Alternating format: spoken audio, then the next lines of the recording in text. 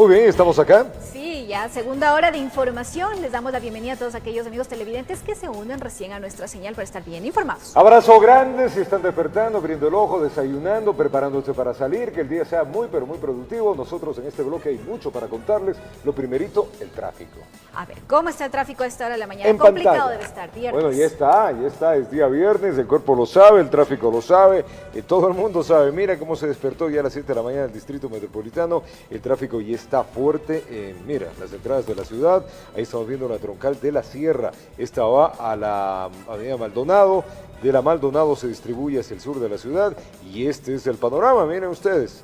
Ahí estamos viendo tráfico bastante pesado, la temperatura a propósito está en 7 grados centígrados. Si vamos revisando toda la parte del sur de la ciudad, esta es la Mariscal Sucre, donde se presenta mucho tráfico en el sur. Miren ustedes, vías importantes que unen de norte, centro y sur de la ciudad. Vamos a llegar al Trébol, en el Trébol este distribuidor que también distribuye una carga fuerte de tráfico, ya presenta picos de congestión, vías que comienzan a tener fuerte carga, la avenida Pichincha, la José María Velasco Ibarra, y la vía que va a la autopista del Valle de los Chillos también, y la que distribuye la Simón Bolívar y que conecta al Intervalles, que conecta también a Cumbayá y Tumbaco. Miren ustedes cómo está el tráfico, este intercambiador que también es la de Arón de Guevara, tiene la carga de la José María Velasco Ibarra que ya a esta hora está congestionado, así que si usted está por salir en estos sectores, tome el tiempo necesario. América, Patria, Colón está complicado,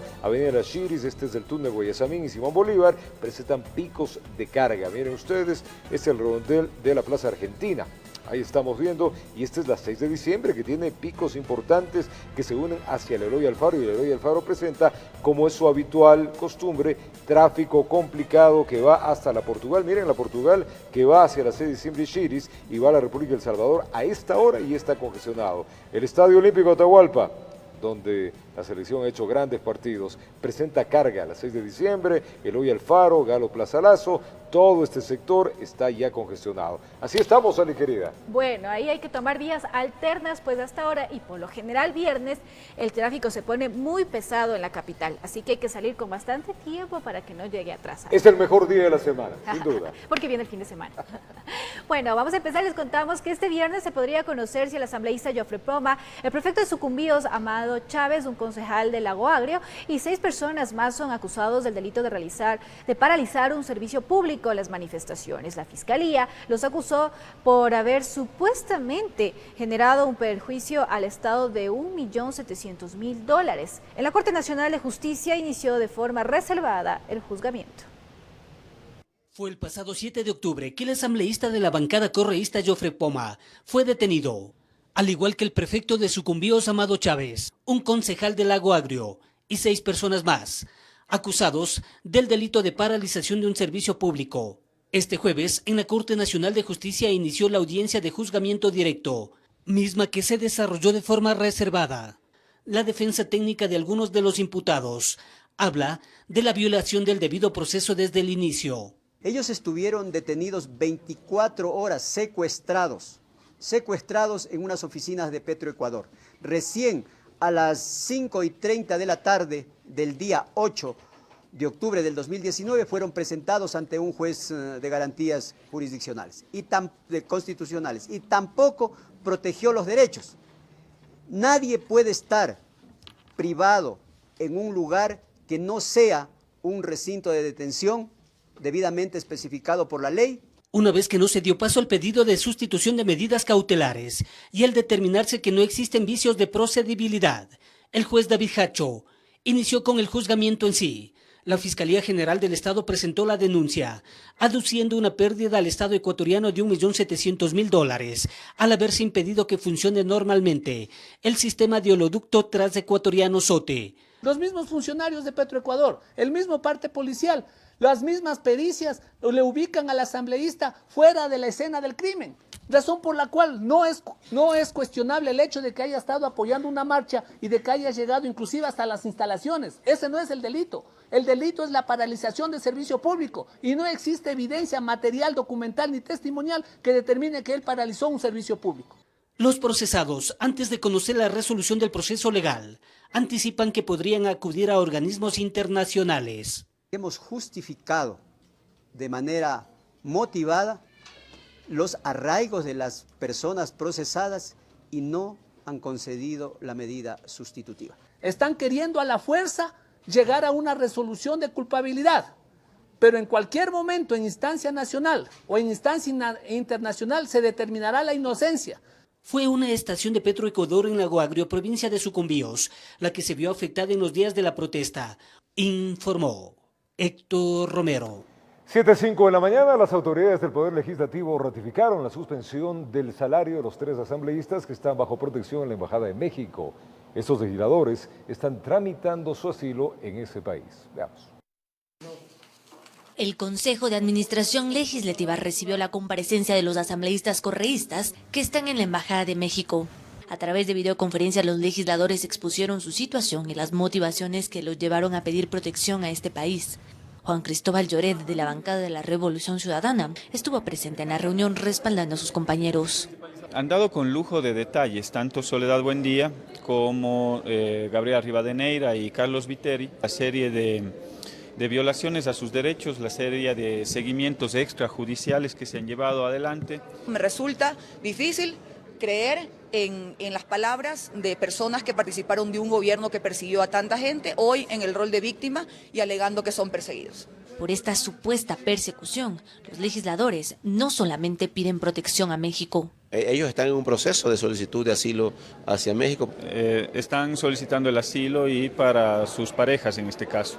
También se discutió y ratificó la suspensión del salario de estos asambleístas a través de una modificación de la norma administrativa de la legislatura. La remuneración va completa al legislador que actúa. Ellos dejan, los que están en la embajada me refiero, dejan de ganar todos los valores, hasta que ellos resuelvan su situación personal. La notificación de la principalización de los asambleístas alternos fue anunciada, pero ellos no tendrían aún conocimiento. Así lo confirmó José Agualzaca, el alterno de Gabriela Rivadeneira. No conozco oficialmente que el CAL haya ratificado eso, porque estoy viniendo horas por horas porque me ha determinado la compañera Gabriela Rivadeneira a tal pleno, al número del pleno, y estoy aquí y de ahí no tengo más otras actividades que... Además de Agualzaca, Javier Casanova se principalizó por Soledad Buendía y Marta Chantog por Carlos Viteri. Informó Carolina Basante. Y hoy en El Comercio TV, en nuestro segmento, el invitado Miguel Rivadeneira entrevistará a Pablo Celi, presidente de la Función de Transparencia y Contralor General del Estado, con quien se analizará las investigaciones sobre el ataque y destrucción en la Contraloría. Recuerde, la cita es en pocos momentos en El Comercio TV, así que no se despegue de nuestra señal. Es tiempo de contarles que mientras continúa el diálogo que busca un mecanismo idóneo para la focalización del subsidio de los combustibles, en Guayaquil hay expectativa entre los conductores por los nuevos precios que deberán difundirse, pues según el ministro de Finanzas, Richard Martínez, se trata de una medida impostergable. Miremos. En menos de un mes, los precios de las gasolinas extra y eco, así como del diésel, subieron y bajaron tras la derogatoria del decreto 883.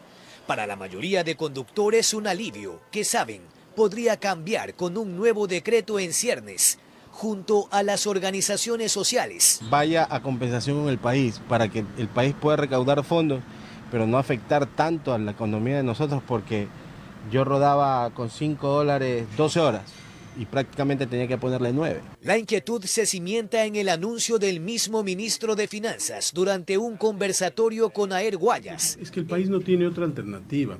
Lo que tenemos que encontrar en estos días de diálogo es el mejor mecanismo para hacerlo, el mejor instrumento para hacerlo. Pero mientras el gobierno se empeña en abrir el abanico del diálogo, en las estaciones hay posturas divididas sobre los precios de extra y eco, cuyo 50% del subsidio ya fue eliminado en diciembre de 2018. Claro, que vuelva a quedar en el mismo precio normal, al precio que está actualmente. Que sea gradual. O sea, así no se va sintiendo. Desde la Asociación de Distribuidores dicen aún no han sido convocados a los diálogos, pero precisan, son 1.200 las gasolineras a nivel nacional. Nosotros reclamamos es de que se nos considere el margen congelado de 17 años para seguir operando. Con ello, organizaciones sociales, distribuidores y conductores demandan una política hidrocarburífera integral, para que el tanqueo del combustible popular no tenga dos haces, informó Jorge Escobar. Momento de hacer una pausa comercial.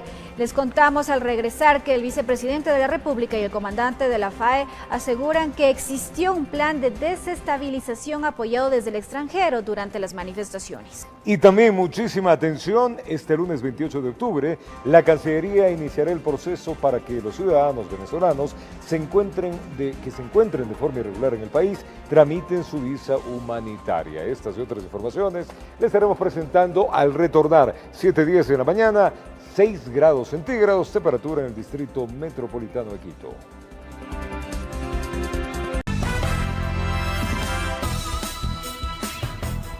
Gracias amigos por acompañarnos, son las 7 de la mañana, 14 minutos, es día viernes y está desayunando, provecho del caso. Le contamos, mucha atención, este día lunes 28 de octubre la Cancillería iniciará el proceso para que los ciudadanos venezolanos que se encuentren de forma irregular en el país tramiten la visa humanitaria, requisito que garantiza su permanencia. Esto en el marco de la regularización que lleva adelante el gobierno nacional. Veamos.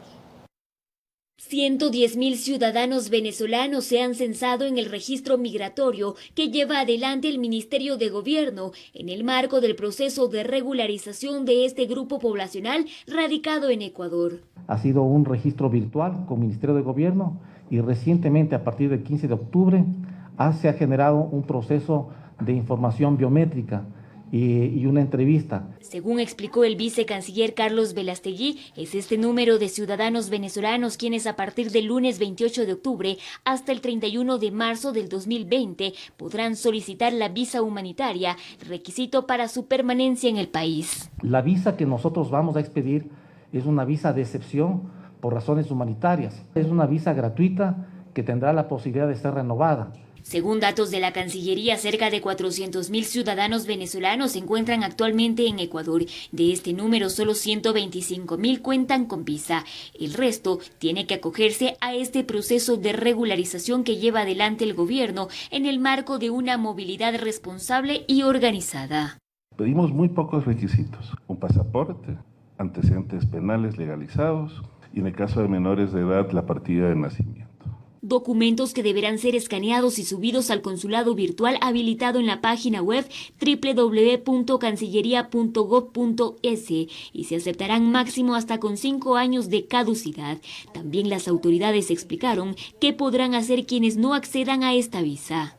Esa negativa no impide que el ciudadano venezolano pueda optar por otra de las categorías migratorias o pueda optar por otra visa. Dentro de esas otras categorías, Velastegui indicó que desde el pasado 17 de agosto se registran en los consulados de varios países 16.000 aplicaciones de visa de venezolanos para ingresar a Ecuador, de las cuales hasta el momento se han entregado 9.537.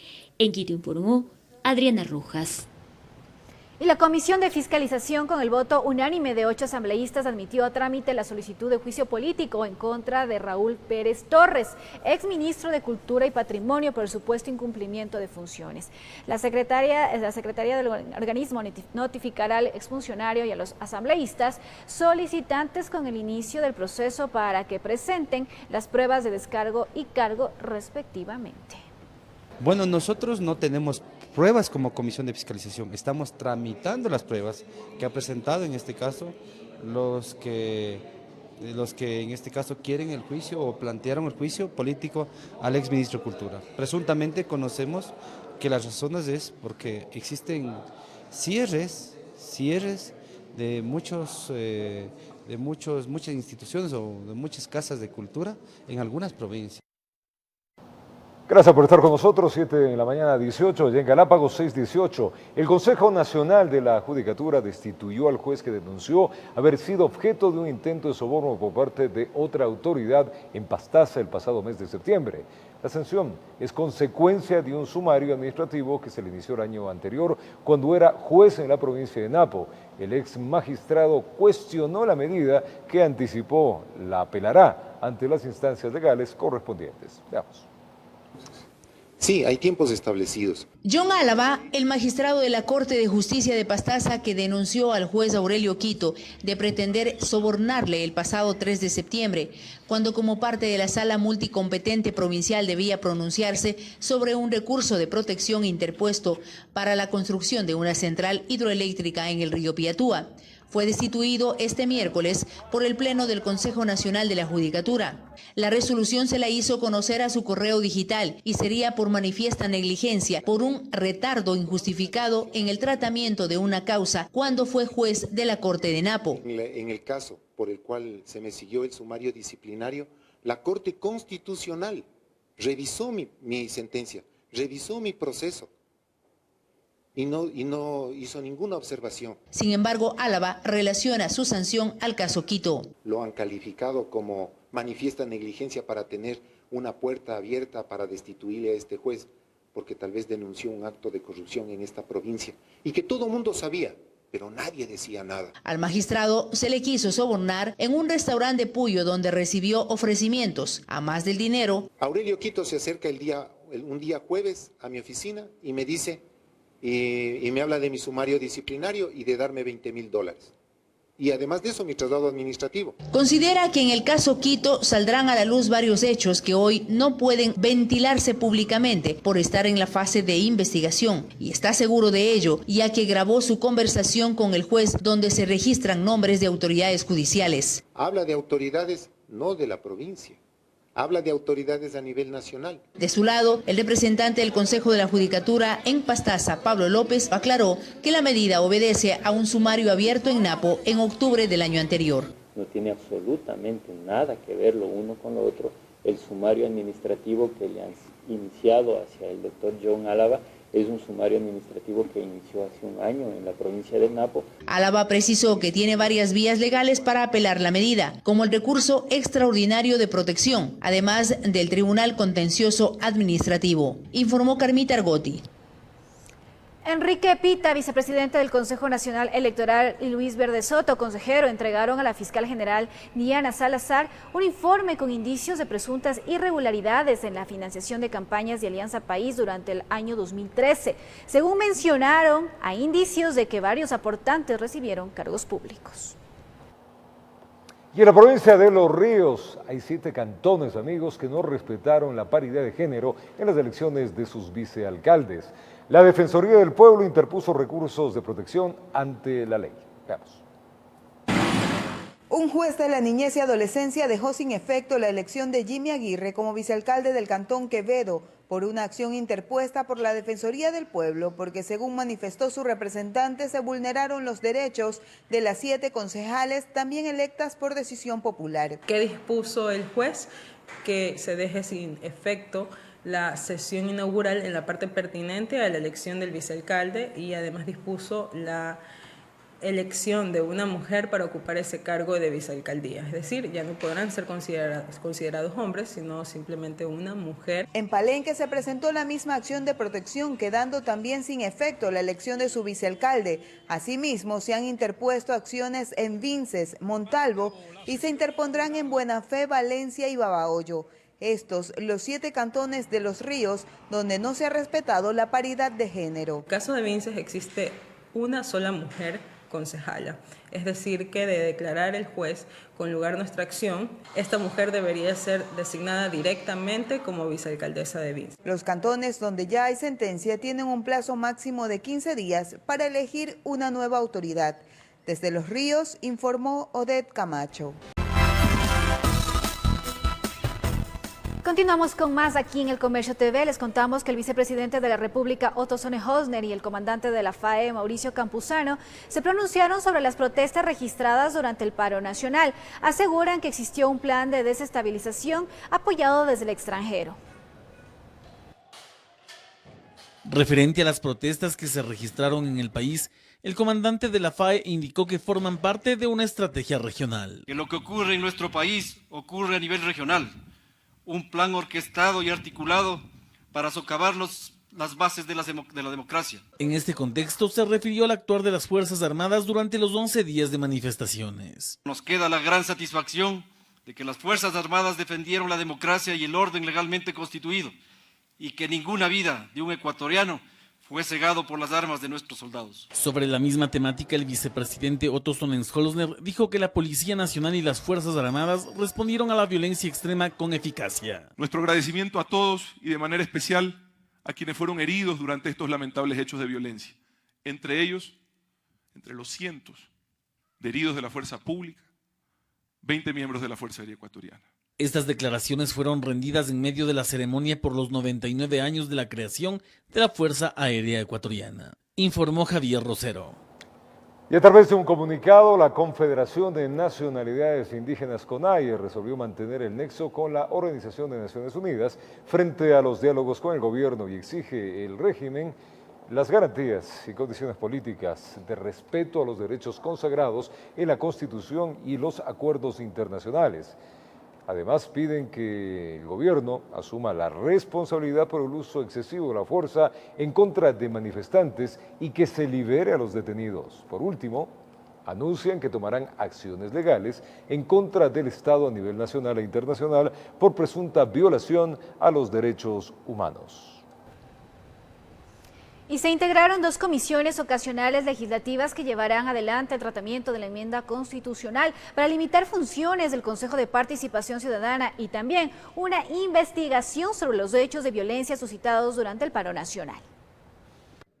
Sin perder más tiempo y apenas acabado el pleno en el que se aprobó la conformación de ambas comisiones, estas se pusieron a trabajar. Lo primero en la agenda fue elegir a sus respectivas autoridades. En la Comisión de Enmiendas no hubo mayor novedad.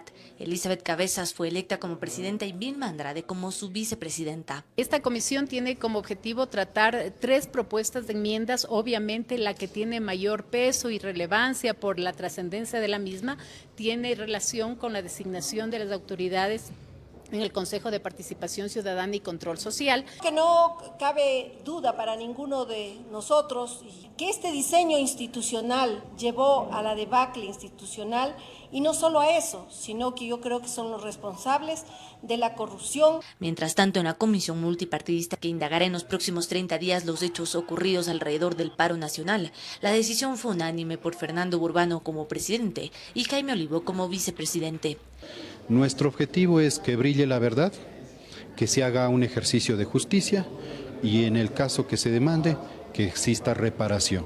Esta comisión tiene planificado iniciar con una serie de comparecencias desde el próximo lunes. Convocaremos, como yo lo he planteado, a todas las voces, a todos los implicados, a todos los que tienen algo que decir, para que la Asamblea sobre todo ofrezca un informe objetivo. El informe que salga de aquí podría llegar a otras instancias de control, como Fiscalía o Contraloría, para determinar las respectivas responsabilidades en la ola de violencia que hizo temblar a Ecuador durante 11 días. Informó Carolina Basante. Vamos a contarle ahora que las universidades que durante los días de manifestaciones abrieron sus puertas como centros de acogida humanitaria calificaron las declaraciones del ministro de Defensa Osvaldo Jarrín como desafortunadas. Los centros educativos ratificaron su rol de centros de paz durante el paro nacional. Esto dijeron. Tuvimos también participación de las universidades y de centros que funcionaron como les han denominado centros de paz, pero en definitiva eran centros logísticos de abastecimiento para los manifestantes y los grupos que actuaban vandálicamente en el resto de la ciudad. Esta es la parte exacta durante la comparecencia del ministro de Defensa Osvaldo Jarrín en la Comisión de Relaciones Internacionales de la Asamblea Nacional, que la Universidad Católica Central Salesiana Andina Simón Bolívar y Escuela Politécnica Nacional, mediante un comunicado, rechazaron y calificaron como desafortunadas declaraciones. En el documento además ratifican su rol de centros de paz y acogida humanitaria durante los días de paro nacional y añaden que cientos de voluntarios participaron en los centros referidos. También indican que la acción de la academia se orientó a resguardar la integridad y condiciones de dignidad elementales de las familias indígenas. Pero en definitiva eran centros logísticos de abastecimiento para los manifestantes y los grupos que actuaban vandálicamente en el resto de la ciudad. Estas palabras las pronunció el ministro Jarrín el pasado 23 de octubre, informó Javier Rosero.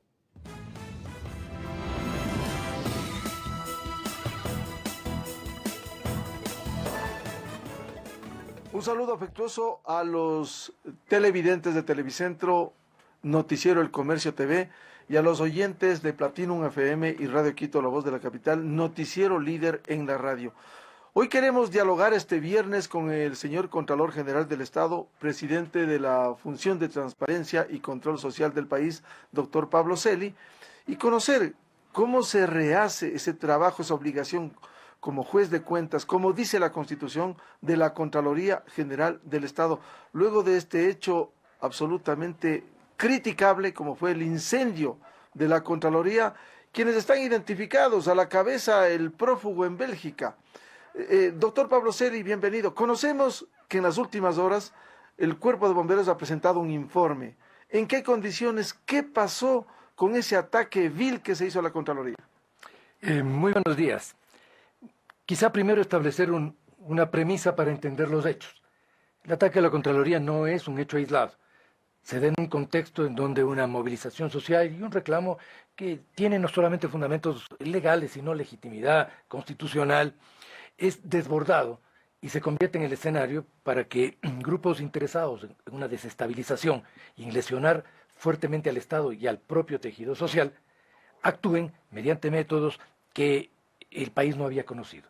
Métodos donde se genera violencia urbana, ataque a las instituciones, bloqueos a áreas estratégicas, un plan absolutamente premeditado que despliega una forma de violencia para desgarrar el tejido social y romper el ordenamiento jurídico del país. En ese contexto se da un ataque criminal contra el edificio de la Contraloría, que es un ataque orientado a destruir la memoria documental del control público en el país. ¿Y lograron? A sabotear las instalaciones y la infraestructura de trabajo. Y un intento también de dispersar al órgano de control, eliminando sus posibilidades de ejercer las funciones que la Constitución le obliga. Creo que fue, por lo tanto, una acción que tuvo múltiples propósitos, golpear a un organismo que no tenía nada que ver con los reclamos sociales, pero que tiene gran importancia para la estabilidad institucional, para la seguridad jurídica y para la memoria documental del país. ¿Quedaron a las claras descubiertos quienes atacaron, es decir, estos que buscaban la destrucción de la Contraloría? Aquí hay un proceso en investigación penal por parte de la Fiscalía, en donde podrán establecerse los grados, niveles de responsabilidad. Por lo pronto, y en cuanto fueron hechos, acontecimientos de carácter absolutamente público, todo esto se desarrolló ante la mirada atónita de todos los ecuatorianos, es clarísimo que hubo actores que hasta hoy han venido siendo tratados como actores políticos, como sujetos electorales, cuando en medio de estos acontecimientos podemos ya estar absolutamente claros que son actores más vale disruptivos, disociadores, actores que están dispuestos a usar... ¿Golpistas para volver al poder?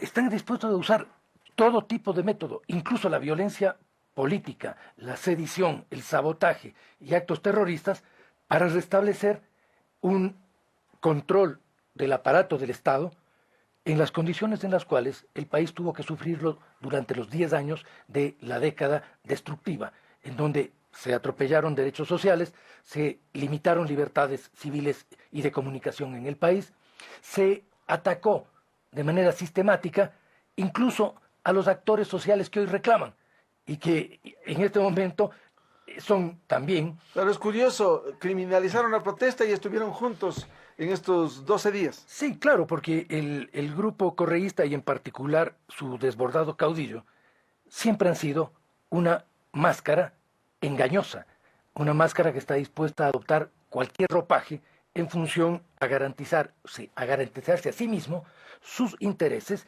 y su absoluta impunidad. Por eso digo, ¿quedaron al descubierto que son unos golpistas?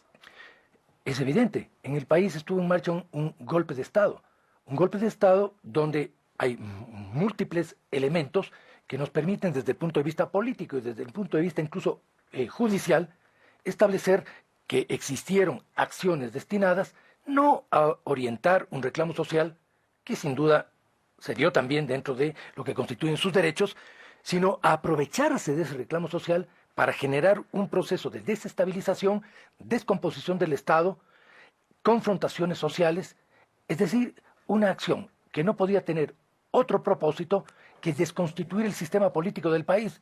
Por esto señalo que un actor que hasta hoy ha sido tratado como un actor electoral y político, creo que tenemos ya las razones suficientes, no para sospechar, para tener me refiero a Correa, un caudillo desbordado que abandonó hace mucho tiempo su responsabilidad como expresidente de la República, no solo respecto de sus actos, sino también respecto de las consecuencias de esos actos para el futuro político del país.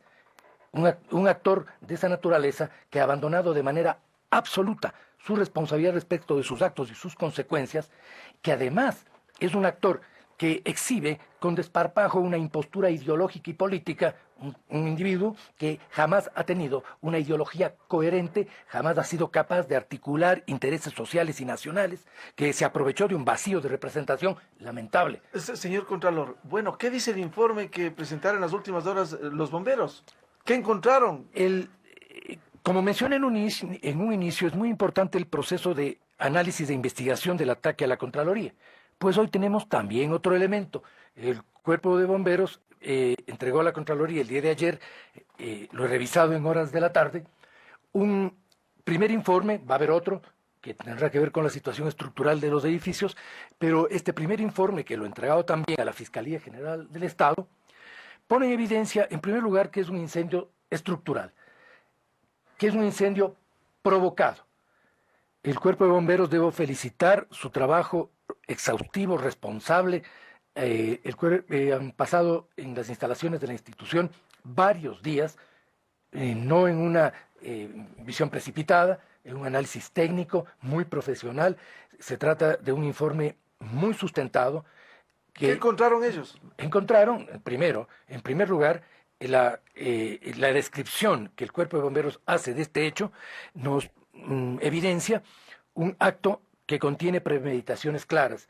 Encontraron material inflamable, material preparado, incendiario, preparado para el efecto. Para destruir. Bombas Molotov, material de alta potencia inflamatoria. Encontraron también algo que es muy claro, que el edificio fue atacado en varios puntos, lo cual permitió que el proceso del incendio se concentre y generalice. La destrucción del parque automotor fue hecha para quemar los vehículos, no son hechos accidentales. Es evidente entonces... ¿Y los documentos? ¿Qué pasó? ¿Los respaldos? Sí, es evidente, digo entonces, en primer lugar, que al tratarse de un acto provocado, hay una premeditación política que demuestra una vez más lo que venimos señalando desde un principio. Esto no era un acto aislado, era un acto que, al no tener la institución nada que ver con los reclamos y las reivindicaciones sociales, fue objeto de un ataque criminal premeditado y organizado que se aprovechó de las condiciones de inestabilidad que vivía el país, de tensión, en donde toda la sociedad estaba absorta y ocupada también, incluso de autodefenderse, puesto que los ataques se dieron además a nivel personal, privado y en otras instituciones. Lo que preocupa en la ciudadanía, señor Contralor, es que ya hubo un primer ataque y luego vinieron los ataques posteriores. ¿Por qué no se resguardó la Contraloría? Yo creo que plantearlo de esa manera, de alguna manera, no ubica con precisión, perdóneme que lo diga así, las condiciones en las cuales estaba toda la zona en ese momento. Yo creo que la policía, las Fuerzas Armadas, tuvieron que ejercer el control público en condiciones de un desborde que, en el caso de la ciudad de Quito, fue generalizado prácticamente en toda la ciudad. A mí no me corresponde evaluar un plan de reacción técnica de la Policía Nacional. Esto es responsabilidad de las instituciones que tienen a su cargo guardar el orden, la gestión de un estado de emergencia. Lo que yo sí puedo decir es que la Contraloría en todo momento presentó a las autoridades responsables del control público las advertencias, los pedidos de protección sobre el edificio, los señalamientos de las condiciones en las que el edificio iba progresivamente siendo sitiado. ¿Usted pidió formalmente? Permanentemente. Es más, luego del primer ataque, los funcionarios de Contraloría estuvieron en la institución. Nosotros no abandonamos la institución. Los funcionarios se vieron obligados a salir de la institución en el momento en el cual las turbas desbordaban los cercos policiales e irrumpían en todo el área de la Asamblea Nacional y de la Contraloría. Señor Contralor, usted decía que encontraron bombas molotov, es decir, unas detonaron y otras estaban allí todavía. Sí, encontraron aún material inflamable que no fue todavía utilizado. Deben haber lo tenían ahí, ingresaron con todo, es decir, entraron con una gran cantidad de material que fue usado en el tiempo en el cual estuvieron, hasta que la policía entró, los replegó y tomó presos a las personas que en estos momentos se encuentran bajo investigación de la Fiscalía. ¿Los respaldos en qué estado están? Esto es muy importante, el poder analizarlo de tal forma que la ciudadanía pueda tener una confianza en la capacidad del organismo de control para restituir la integridad de los procesos y de la documentación que haya sido dañada. Aún no tenemos una evaluación, no hemos entrado al edificio, espero hacerlo entre el día de hoy y el día lunes, para poder tener una constatación física del estado de la documentación y también del estado de los sistemas internos de la Contraloría.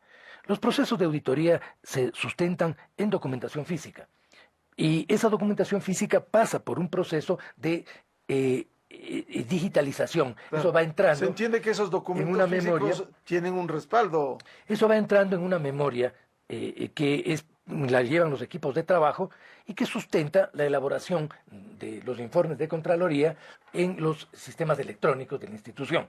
Hay los dos elementos. El proceso de reconstrucción de las auditorías y de recuperación documental va a ser un proceso largo, un proceso complejo. Tendremos que ir a las fuentes originarias de los documentos que se hubiesen que hubiesen desaparecido o hubiesen sido mutilados es decir, ¿no se conoce qué casos pudieron haber sido afectados todavía? No, aún no hemos ingresado y no sabemos, por lo tanto, qué partes de los archivos en cada una de las unidades fueron destruidos.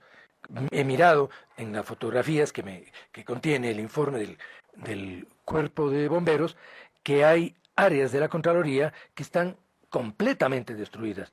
Hay espacios en donde no existe ya... ¿Establecimiento de responsabilidades? ¿Cuál es? El área de responsabilidades está muy dañada.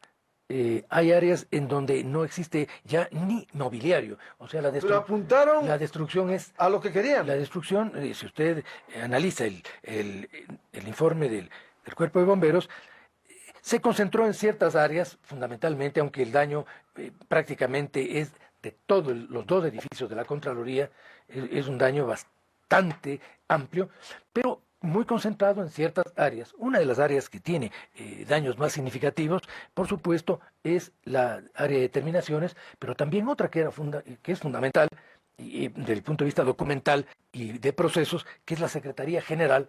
La Secretaría General ha desaparecido físicamente. No existe mobiliario, no existe mampostería siquiera en lo que fue la Secretaría General, que está aledaña al despacho del Contralor, que fue también muy dañado.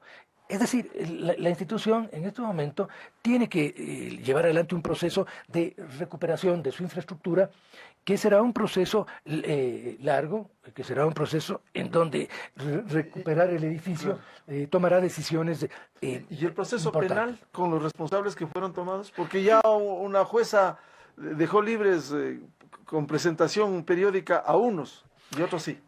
El proceso penal creo que debe llevarse adelante bajo en primer lugar, la confianza que tenemos en este momento en la investigación de la Fiscalía. Yo debo reconocer que es un momento en donde las instituciones estamos actuando con gran coordinación. Hay una gran coherencia en la respuesta estatal. ¿Y la justicia? En el pasado esto no lo fue. En el pasado hubo situaciones en las cuales Contraloría y Fiscalía caminaban por sendas diferentes. Creo que hoy hay una gran concurrencia con la señora fiscal y en general con el cuerpo de la Fiscalía. La Contraloría mantiene una relación de cooperación permanente. Yo confío totalmente, y creo que la ciudadanía lo hace también, en el trabajo profesional de la investigación fiscal. Creo que respecto de la situación en el sistema judicial hay preocupaciones de toda la ciudadanía. Tenemos ya muchos procesos que han sido inhibidos, que han sido desconstituidos en su fase judicial. Yo creo que el país tiene sobre esto una advertencia. Está en marcha un proceso de reestructuración del Poder Judicial en el país. Esta evaluación creo que es una evaluación que es una excelente ocasión para que el país pueda arribar a un proceso de depuración que debe ser profundo, integral y justo, de tal forma que podamos tener en el menor tiempo posible un sistema judicial reconstituido que es fundamental para la garantía de derechos y para la seguridad jurídica del país en su conjunto. El Contralor General del Estado, presidente de la Función de Transparencia, doctor Pablo Celi, en el noticiero El Comercio TV a través de Televicentro. Un feliz viernes en las radios Platinum y Radio Quito. Continuamos este diálogo y quienes deseen ver las entrevistas en la página web de El Comercio. Muy buen día.